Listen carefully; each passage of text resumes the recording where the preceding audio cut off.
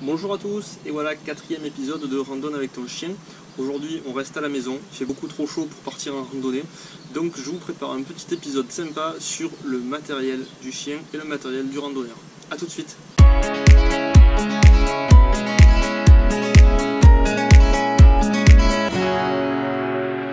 Allez, on commence tout de suite avec la partie matériel pour le chien, le harnais.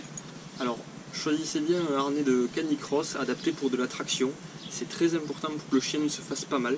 Il faut que le harnais soit adapté à la morphologie du chien et adapté à un travail de traction.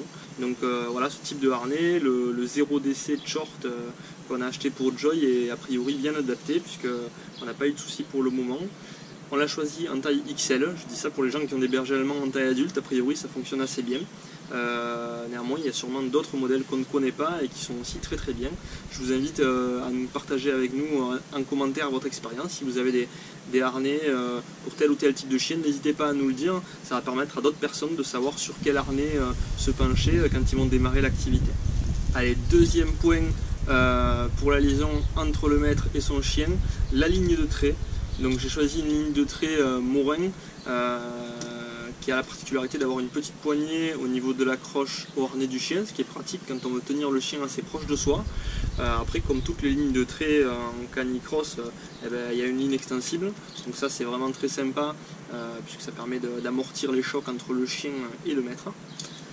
Et enfin, le baudrier pour le maître, c'est le modèle 0DC Grizzly, qui est très sympa. Il propose une petite poche à l'arrière et il fonctionne très bien, il est assez confortable.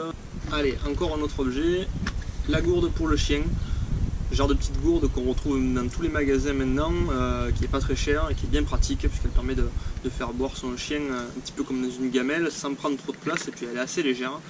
Et enfin, un dernier point, la trousse de secours. Maëva a préparé une petite trousse de secours exprès pour le chien avec une pince statique, des antiseptiques adaptés. C'est parti pour le matériel du randonneur. Donc le premier point, je vais vous parler du sac à dos. Donc je vais vous montrer le sac à dos que j'aime bien et que j'ai sur toutes mes randonnées à la journée ou à la demi-journée. C'est un sac à dos de marque Decathlon, le 4Class 20R, 20 litres, 20 €, donc c'est pas très cher. Ensuite, il y a un deuxième élément essentiel pour toute randonnée, c'est d'avoir de l'eau.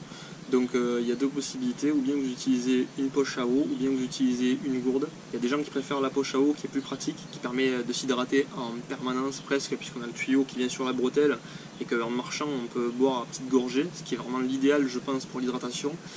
Il y en a qui préfèrent la gourde, qui a l'avantage pour elle peut-être de ne pas avoir d'arrière-goût de plastique, mais qui par contre demande à chaque fois de s'arrêter pour boire. Un deuxième point très important après l'eau, la trousse de secours.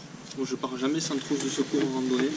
Ça peut me servir à moi comme ça peut servir à d'autres personnes que je croiserai et qui seraient en difficulté sur le sentier où je me trouve. Dedans j'ai des médicaments, j'ai quelques pansements, un petit peu d'antiseptique sous fiole unidose.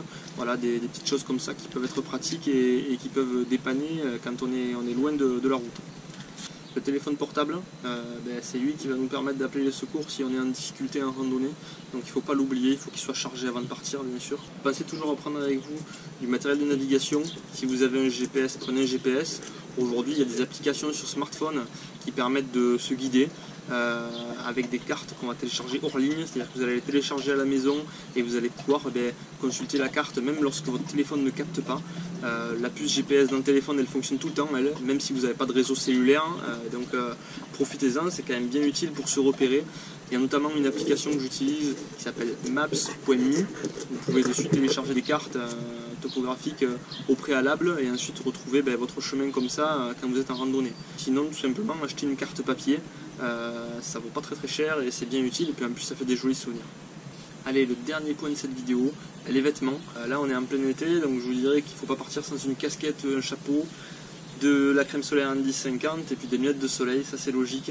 Mais ça vaut aussi pour l'hiver, il faut partir avec du matériel adapté pour ne pas se retrouver dans des situations où il va faire trop froid ou bien où vous allez vous retrouver mouillé. N'oubliez pas également que si vous randonnez en montagne, même en plein été, vous pouvez vous retrouver dans des situations où il va faire très froid, des situations où la pluie va arriver tout d'un coup. Donc emportez toujours le matériel qui vous semble le plus judicieux en fonction de l'endroit où vous vous trouvez et de la saison dans laquelle vous êtes. Je vous dis à très bientôt pour un nouvel épisode de Randonne avec ton chien. Salut!